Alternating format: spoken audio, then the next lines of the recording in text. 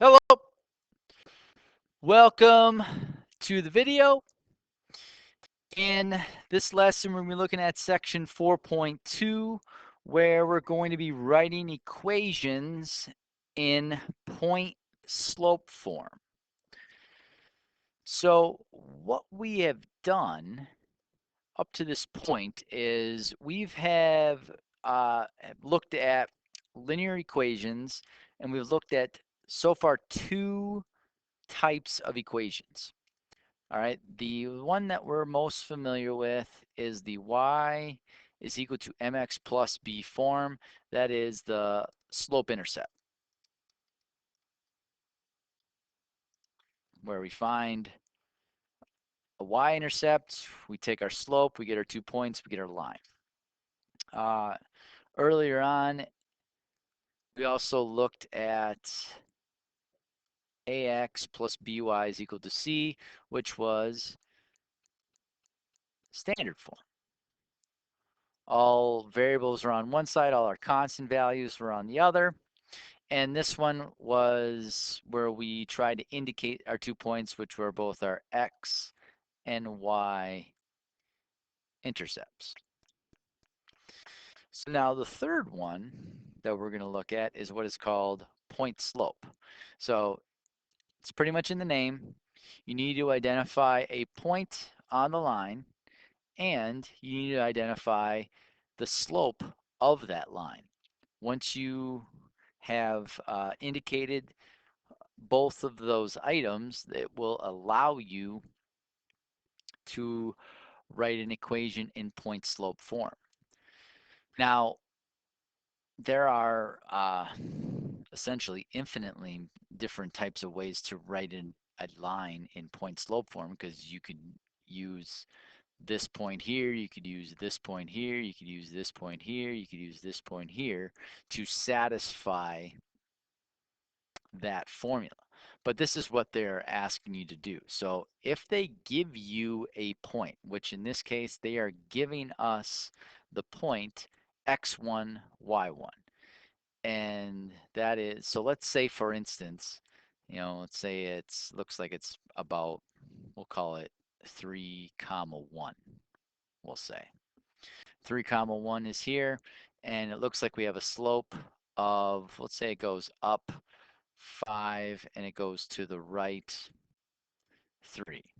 So if we were to use this formula for the pieces of information that I created, this equation in point slope form would be y minus y1, which is 1 in this case, and it's going to be equal to the slope, which is 5 over 3, because it rises up 5 and it runs to the right 3.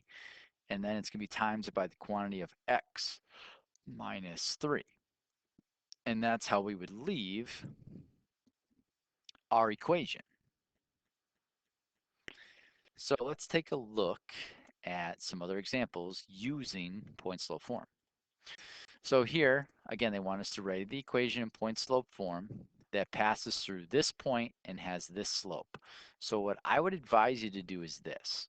Let's write out the general equation. All right, it's going to be y minus y1 is equal to m times it by the quantity of x minus x1. Then from there, identify your x1 and y1, which is the point given. So it's x1 and y1 is right here. And then let's find our slope, which is right here. So we have all the pieces of information in this particular passage in order for us to write an equation in point slope form. It'll look like this. Y minus y1, which is 3, is going to be equal to m, which is 1/4, times it by the quantity of x minus a negative 8. Well, I can cross the line, change the sign, so this is now going to be x plus 8. And that is our equation in point slope form.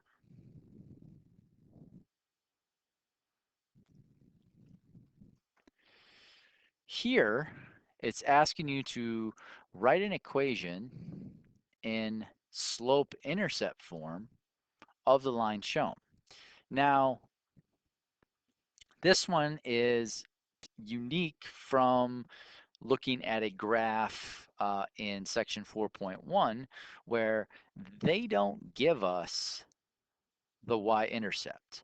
They give us this point here of 1 comma 2, and they give us this point here of 3 comma negative 2. So what we can do is, in order for us to initially uh, write the equation in slope-intercept form, we actually need to write it in point slope first. So what we're going to do is this. I just get to pick a slope, all right? Or not a slope. I get to pick a point. It doesn't matter if you pick 1, 2, or if you pick 3 comma negative 2. You're going to get the same answer. So I'm just going to pick 1, 2 because both values are positive. So that's my point, 1, 2. That's going to be my x1. That's going to be my y1. And then my slope, well, I got to discover what that is. So in order for me to discover what that is, I'm going to look at this point right here, and it goes down 1, 2, 3, 4. So it went down 4, so that's negative 4. And it went to the right 1, 2. So my slope is negative 4 comma 2, which equals negative 2.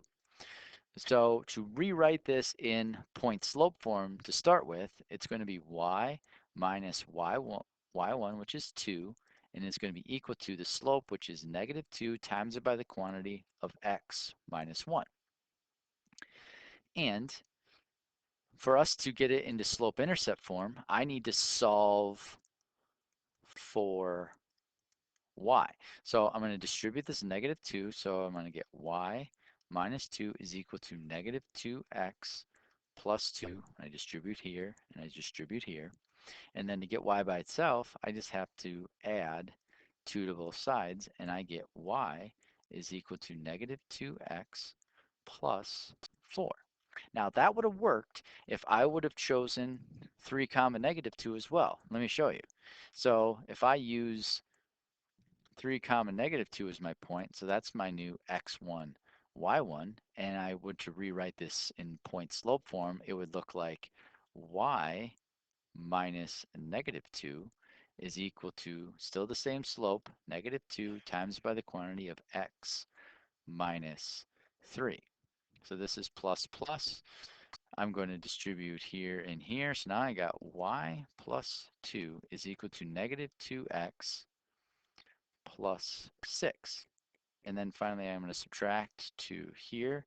This gets canceled. So now I got y is equal to negative 2x plus 4. I get the same result whether I used 1 comma 2 or if I used 3 comma negative 2. So again, it doesn't matter. Here it says that they want you to write it as a linear function. So again, like I talked about in the previous lesson, they want you to write it in this form. But before we write it in that form, we need to do some other things in order to discover what it is in this particular equation. So just like what we did in 4.1, let's make it into an ordered pair. So because it's f of x, that means x is 4 in this particular instance. So we got 4 comma negative 2 is an ordered pair in that particular instance. And then for f of 8 equaling 4, that is going to be an ordered pair of 8 comma 4. All right, so in this scenario, they did not give us the y-intercept. They didn't give us b. So we have to use point slope form to help us discover what the equation is going to be for slope intercept form. But what we got to do first is we need to find the slope. So I'm going to say this is my x1, this is my y1, x2, y2. So that is going to help us find my slope, and this is going to be equal to 4 minus a negative 2, all divided by 8 minus 4, plus plus over there. So this gives me 6. On the bottom, I get 4, and that's going to give me 3 over 2 as my slope. Now from here, I can choose any one of the 2 points as my point for point slope. And I'm just going to pick 8 and 4 because they're both positive. So utilizing point slope form, which again is y minus y1 is equal to m times it by the quantity of x minus x1. Plug everything in, I get y minus 4 is equal to positive 3 over 2 times it by the quantity of x minus 8. I distribute the 3 halves, so I get y minus 4 is equal to 3 halves x, which is from here, and then 3 halves times it by negative 8, so that's going to be minus 12.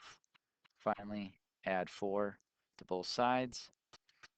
I get y is equal to positive 3 halves x, and I get minus 8. So because they want it in function notation, so I'm going to write this as f of x is equal to positive 3 halves x minus 8.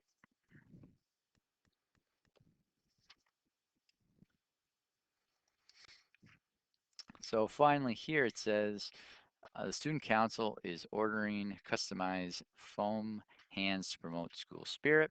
The title shows the cost of ordering different numbers of foam hands. Can the situation be modeled by a linear equation? Explain. If possible, write a linear model that represents the cost as a function of number of foam hands. So like we did in chapter 3, in order to illustrate that a table is in fact linear, we have to first see if we have a common difference. So remember, if we take this number and we subtract it by that number, we get 2. We take this number subtracted by that number, we get 2. Take this number subtracted by that number, we get 2. This number subtracted by that number, we get 2. So everything here in, like, we'll say the x coordinates are the same. In order for this to be linear, the differences on the bottom must be the same as well. So this subtracted by this, 46 minus 34 is equal to 12. 58 minus 46 is equal to 12. 70 minus 58 is equal to 12. And then 82 minus 70 is equal to 12. So we have common differences in both the x and the y coordinates. So we can say, yes, this is in fact linear. And then they want us to write an equation. So what we're going to do is this. We are simply going to pick 2 points. So I'll just pick the first 2, here and here. And I can identify the slope by taking y, I'll say this is my x1, y1. This is my x2, y2. And I plug it in. So this is going to be 46 minus 34 divided by 6 minus 4. So 46 minus 34 is 12. And then 6 minus 4 is 2, which gets you a slope of 6. Then you just pick any one of the numbers. So I'll just pick the first one, 4 and 34. So this is going to be y minus 34 is equal to my slope, which is 6, times it by the quantity of x minus 4. I can distribute the 6 here and here. So now I got y minus 34 is equal to 6x minus 24.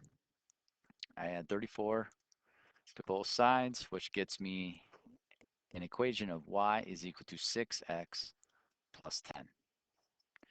And that is being able to write equations in point slope form. I hope this helps. Till next time.